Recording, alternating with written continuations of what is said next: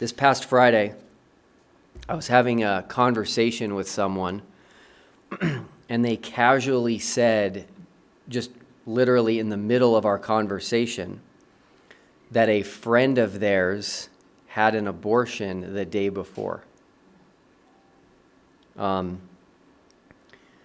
was initially in shock, and it was hard for me to process what I heard, just because it was nonchalantly offered, if you will. Once it set in, I immediately felt sick inside. I told my wife that I felt the same, as if this person had said so-and-so killed their born child yesterday. It literally felt the exact same way to me.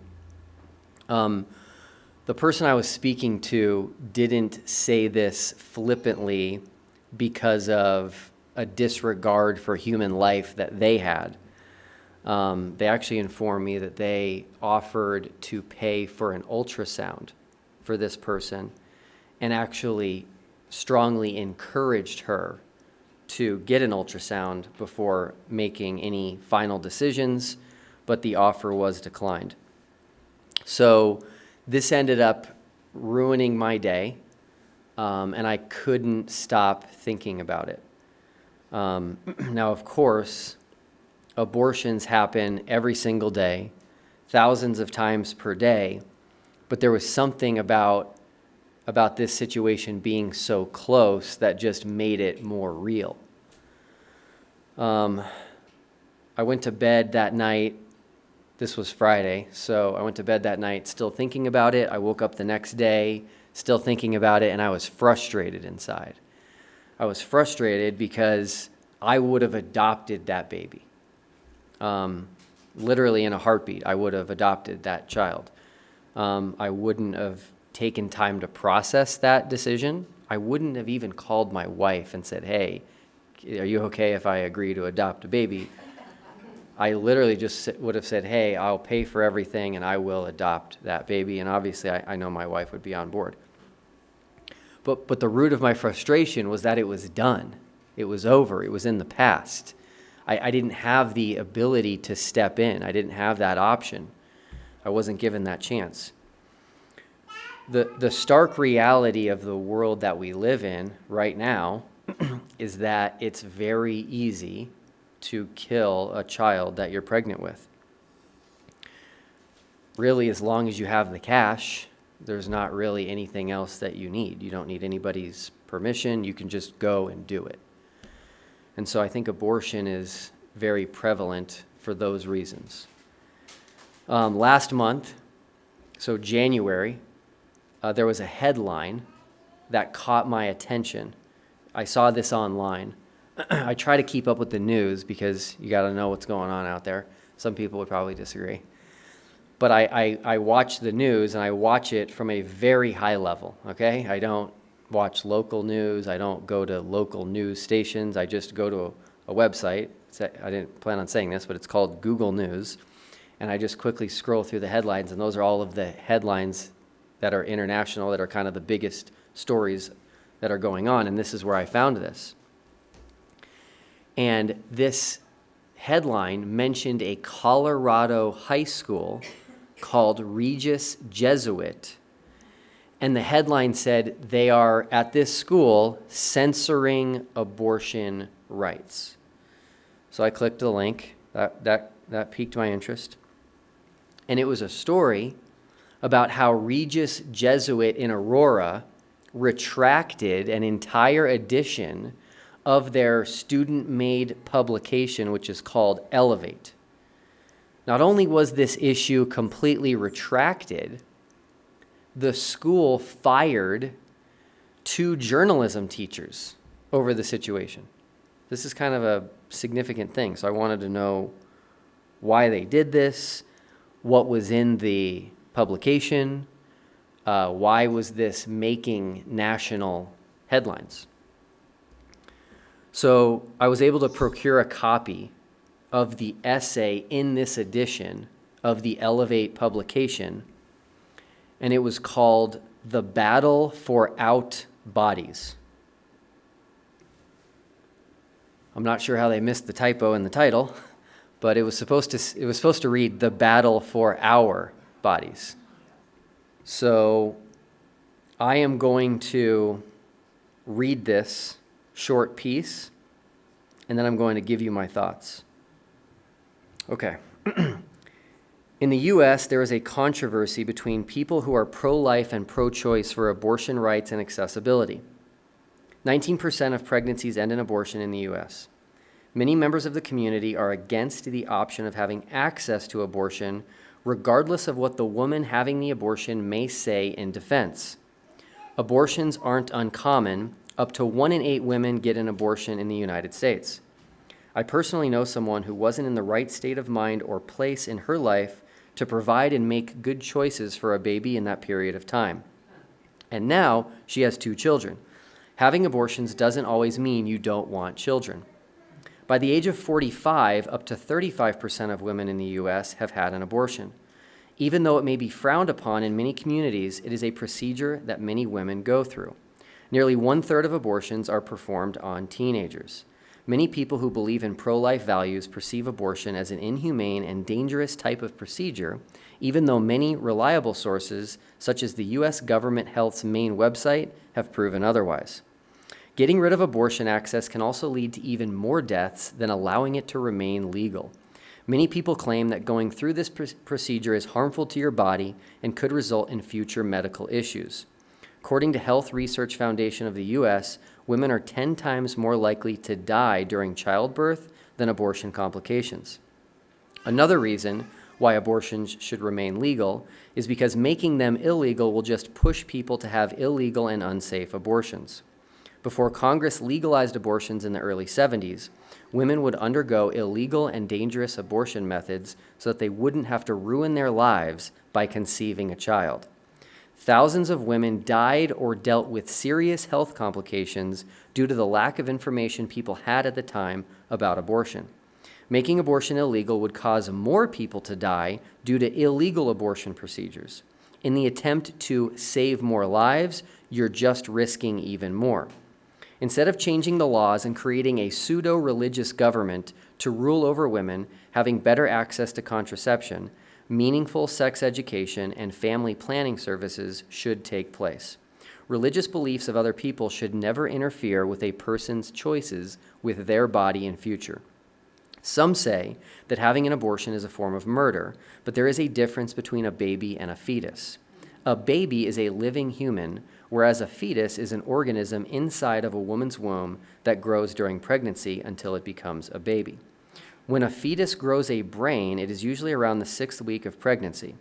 In order for the fetus to feel pain, it must be at least 6 weeks developed. 68% of abortions take place before the 6th week of pregnancy. Up until that point, the fetus has the same mental capacity and cell organism complexity as a common tulip. The other 32% of abortions that happen after the 6-week period are usually performed in order to save the life of the mother. The basic human right of choice is at risk due to the lack of trust and faith towards abortion clinics and procedures. The piece starts out carefully worded, calling it abortion rights and accessibility. This is intentional because it wants to put those in a negative light who would dare say that you don't support another person's rights.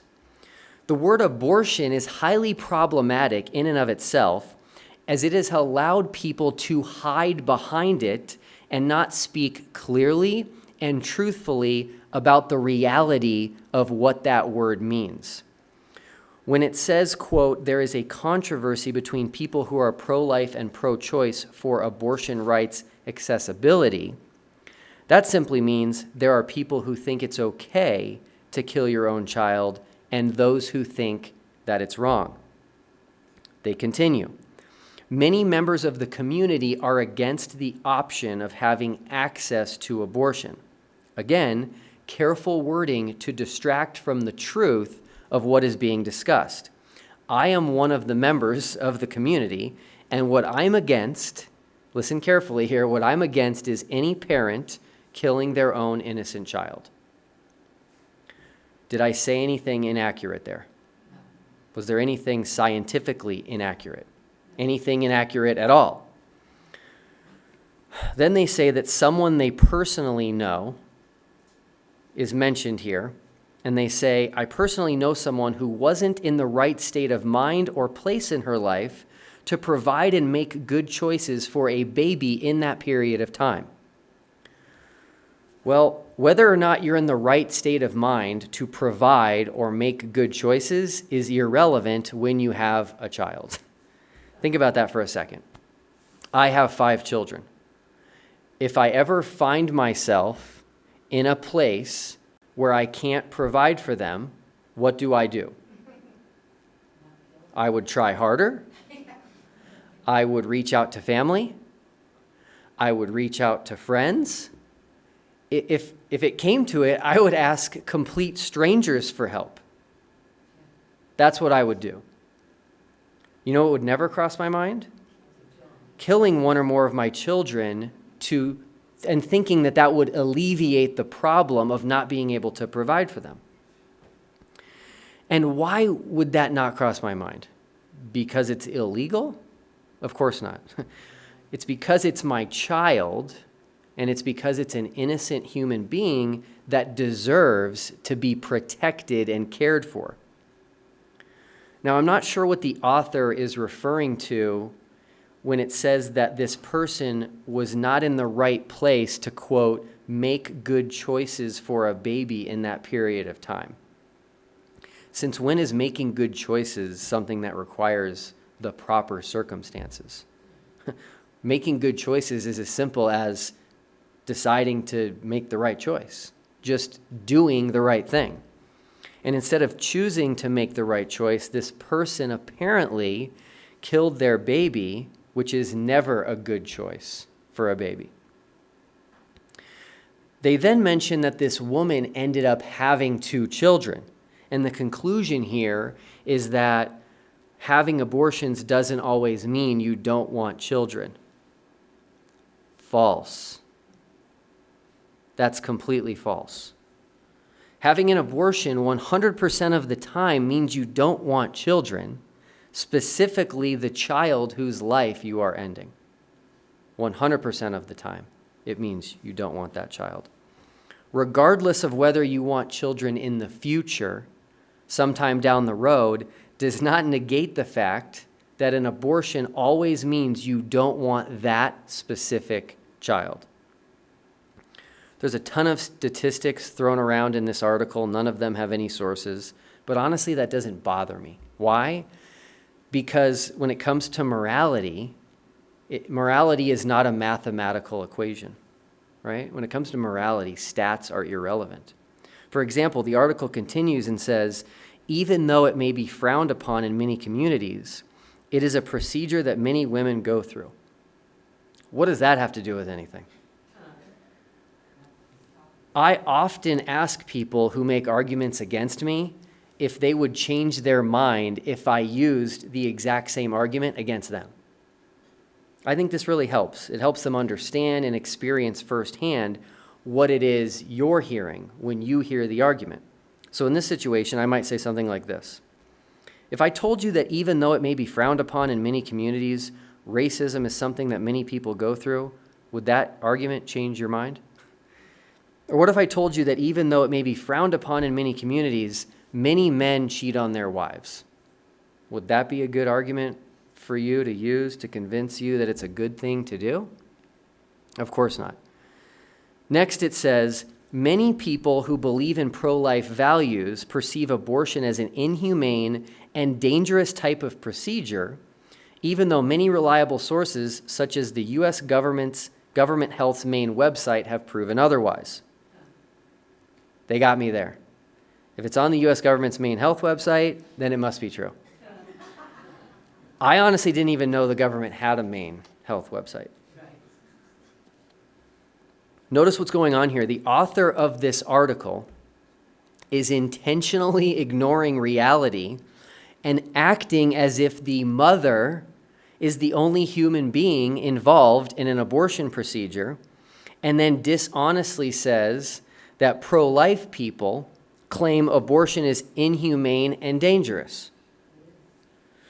When we say it's inhumane and when we say it's dangerous, we're talking about for the baby. Isn't it inhumane to end the life of an innocent human? Shouldn't we consider abortion dangerous for the baby? The next claim in the article is this one. Getting rid of abortion access can also lead to even more deaths than allowing it to remain legal. Here we go again. This is wrong on all counts. It's factually wrong, it's logically wrong, it's scientifically wrong, and mathematically wrong. Any way you can think of, it's wrong.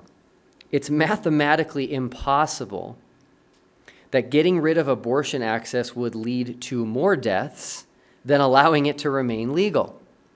Why? Because every single abortion leads to at least one death. If the baby survives or the doctor is unable to complete the abortion, no one would say that an abortion has taken place. So one abortion equals one death to keep the math simple for us. So how can eliminating abortion access lead to even more deaths? It can't.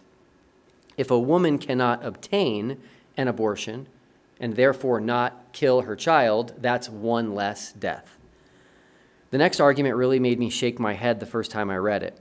It says another reason why abortions should remain legal is because making them illegal will just push people to have illegal and unsafe abortions.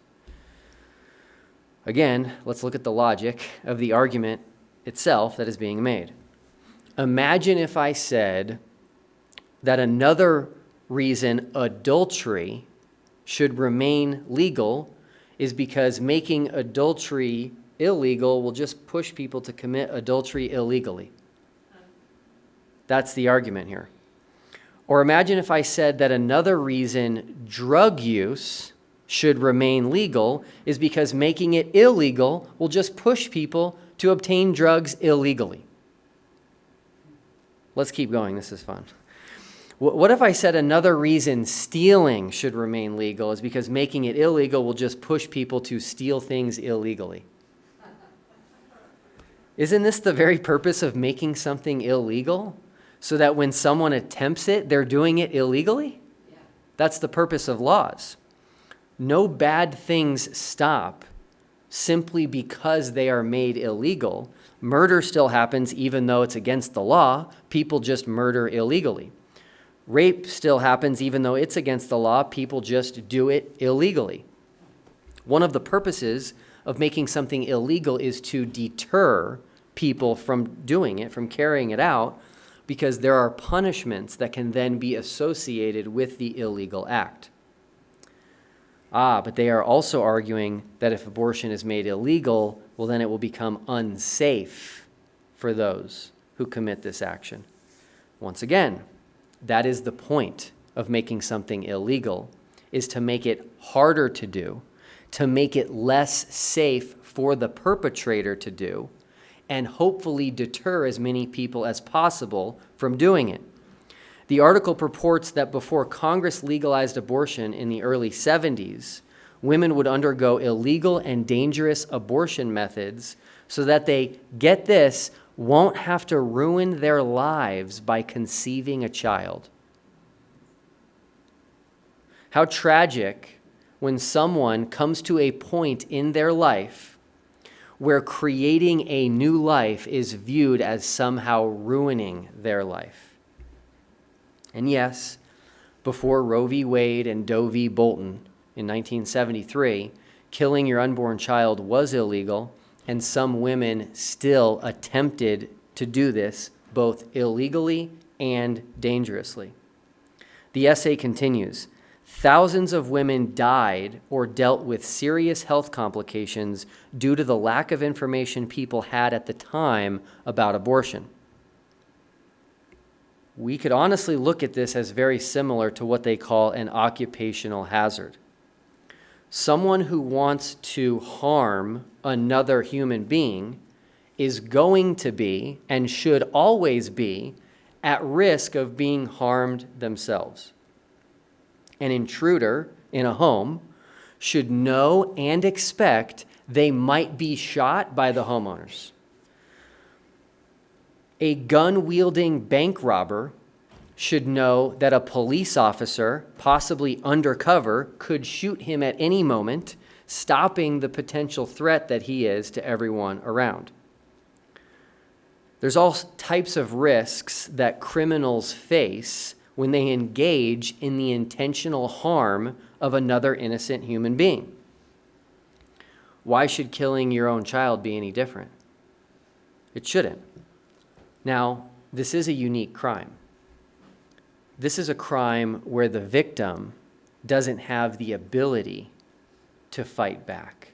The victim doesn't have the ability to defend themselves. The victim is a tiny, helpless, growing baby in utero. I honestly don't know if thousands of women really died in an attempt to illegally abort their child, but if they did, that's a good reminder that decisions have consequences, and I hope that those tragic situations in the past deterred women who are contemplating doing the same thing. The article concludes this particular argument by saying, making abortion illegal would cause more people to die due to illegal abortion procedures. This, of course, is foolish and just plain wrong. Making abortion illegal would cause less people to die because every abortion avoided is a life saved. The babies, that is. The next argument from this pro-choice author is religious beliefs of other people should never interfere with a person's choice with their body and future. A lot of issues here. First, my religion, Christianity, my religion's textbook, the Bible, says, "Thou shalt not murder." Does this mean we shouldn't have murder laws on the books? The Bible also says, "Thou shalt not steal." So does this mean we should not have laws against theft? If you think about it, most, if not all laws, intentionally interfere with a person's choice with their body and future. Laws against drunk driving interfere with a person's choice to put alcohol in their own body and drive a car. Laws against prostitution interfere with a person's choice to use their body for monetary profit. Laws against drug use interfere with a person's choice to put substances in their own body. I could go on and on. This is exactly the purpose of laws, to interfere with what a person does with their body with the specific intention of protecting others. You can't steal because that harms another person. You can't murder because that harms another person. So what about abortion? You know, I get worked up here, and I apologize, but I'm just tired of the lies, okay? I'm tired of people like the author of this article who lie to themselves and lie to others and act as if there's only one human being involved with abortion. Abortion involves two people, two human beings, always, every single time. Abortion is not even brought up until a woman gets pregnant. What does being pregnant mean? It means she has a baby growing inside of her. That's what being pregnant means. If a woman decided one day that she wanted to donate one of her kidneys, no one would think twice. No one calls that a kidney abortion. It's not controversial at all for a woman to remove a kidney from their body and give it to someone else. Why not? Because it's their body. It's their kidney. And if they want to remove their kidney, they're free to do so. People need to stop saying that we are trying to pass laws so that women don't have control over their own bodies. Just like any other law that says you cannot use your body to harm another person's body, making abortion illegal would say a pregnant mother cannot use her body to harm the body of the baby inside her. The article ends by saying this: some say that having an abortion is a form of murder, but there is a difference between a baby and a fetus. Before I read the absurd explanation as to why there's a difference between a baby and a fetus, I have a couple questions. Have you ever been invited to a fetus shower? No. Me neither. Have you ever heard a couple make an announcement that they are having a fetus? Never. No, they all say, we're having a baby. Every time I went with my wife for an ultrasound, the technician said they were looking for the baby's heartbeat. Were they wrong? Of course not. Have you ever heard a woman say that her fetus is kicking? In reality, the term baby is a term of endearment, which means it's used in all types of situations. I actually did a quick Google search, and baby, the word baby, is the number one term of endearment in the entire English language. As a reminder, a term of endearment is a word that is used to describe something which you have love or affection for. Strong love, strong affection.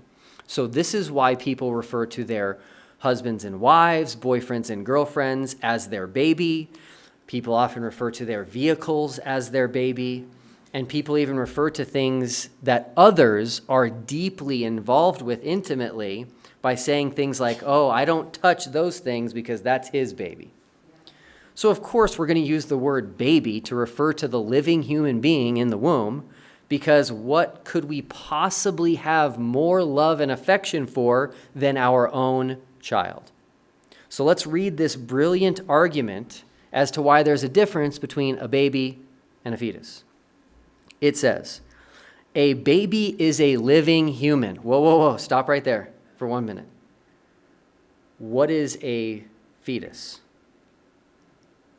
What is a fetus? Oh, they don't want to call it a baby, so they're stumped. It's okay. I will help you out. Is it living? Yes. Oh, they don't know what that means. What I mean is like not dead. Is it living? Okay, they would agree with that. All right, we're making progress here. Next question.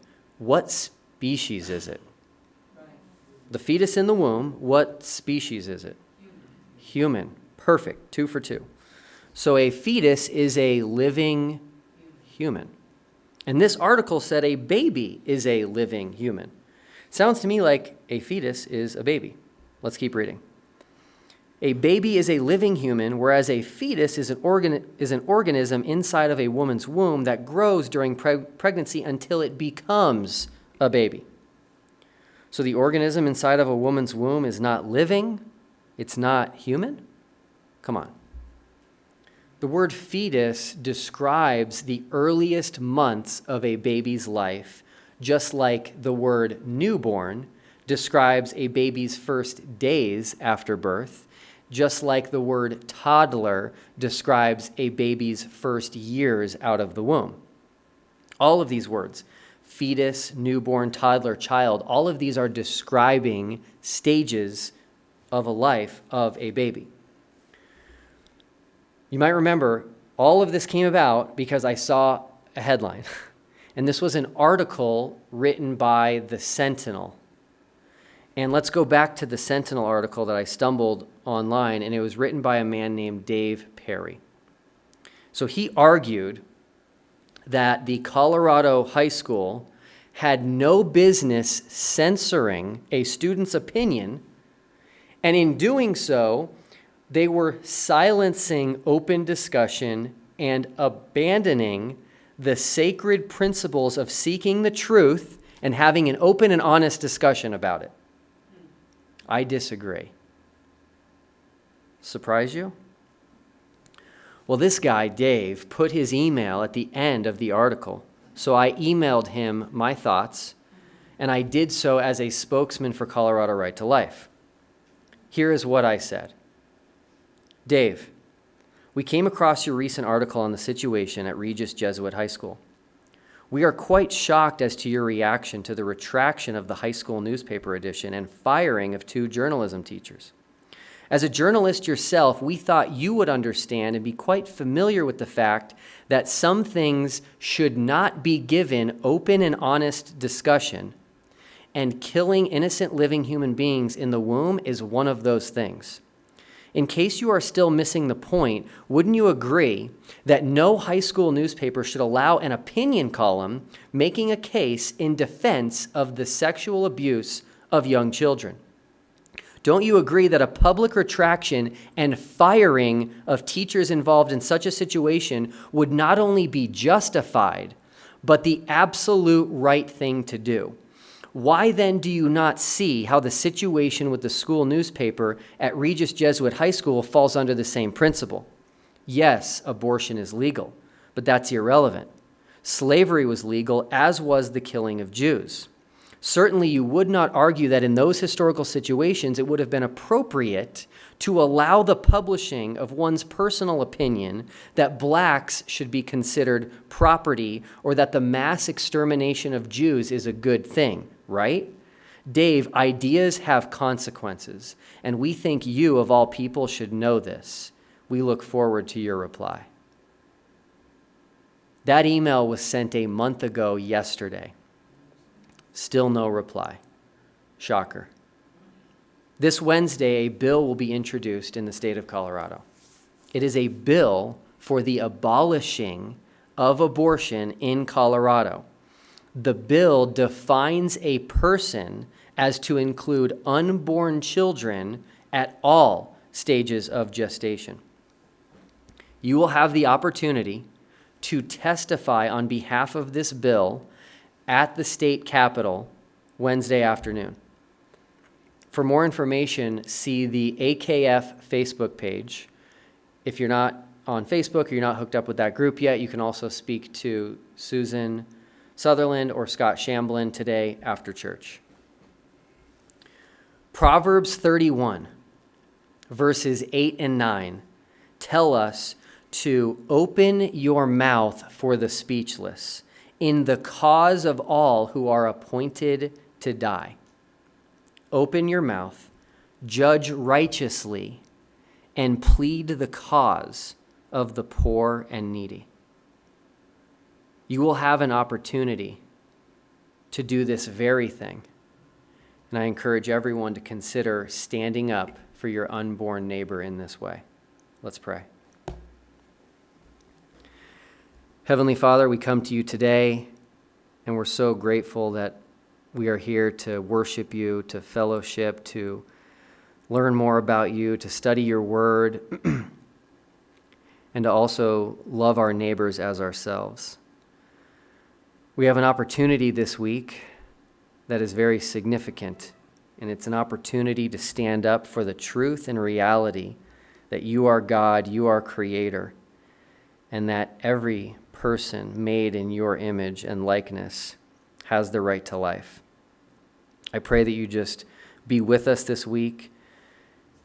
Give us the wisdom to know how to handle this situation, to be strategic, and to explain to these people who are going to vote on this the importance not only of protecting innocent lives, but also that their decisions have eternal consequences. And I just hope and pray that we're able to move forward in this endeavor and be the light of Jesus Christ to everybody that we interact with throughout this process. I pray this all in your Son's name. Amen.